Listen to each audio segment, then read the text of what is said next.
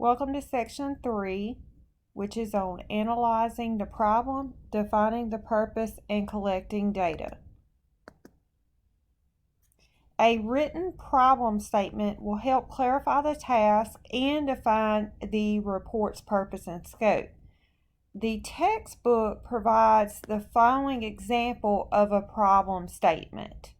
The leases on all company cars will expire in 3 months. The company must decide whether to renew them or develop a new policy regarding transportation for sales reps. Expenses and reimbursement paperwork for employee-owned cars seems expensive. So that identifies the problem and kind of gives you the purpose of the report. It's going to be about the leases on the cars and what we should do as far as a company for transportation for sales reps. When you're looking at the purpose, to help clarify the purpose, ask these questions in regard to what we just talked about. Is the problem that the company spends too much money on leased vehicles? Should the company invest in owning a fleet of cars instead? Should the company gather current data on reimbursement costs for reps driving personal cars? Will the report evaluate the data and recommend a course of action, or should the sales rep's reaction be considered? So once you understand what the purpose of the report is going to be and you've determined that, you're going to write a statement of purpose that answers these questions. A purpose statement defines the focus of a report and provides a standard that keeps the project on target.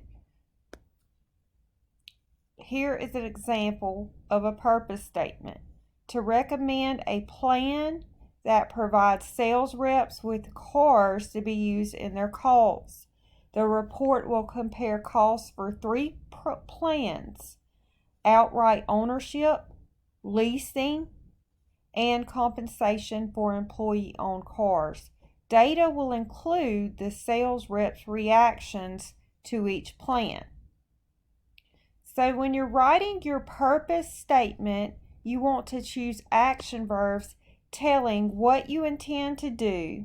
So these are some great examples of action verbs that you can use: analyze, compare, evaluate, and it lists more.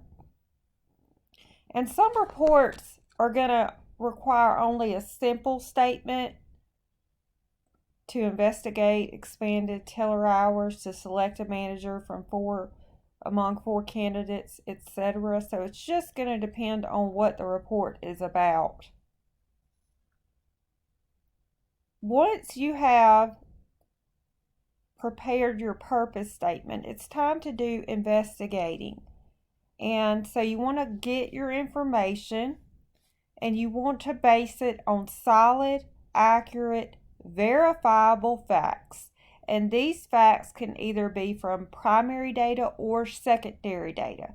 Primary data gives results from first-hand experience and observation. Secondary data comes from reading what others have experienced or observed and recorded.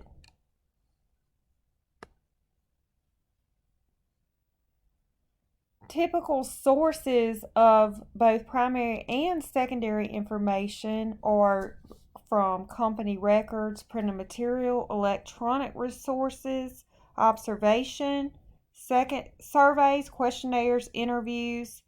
Chapter 10 will provide more detailed suggestions about surveys, digital resources, and web search tools.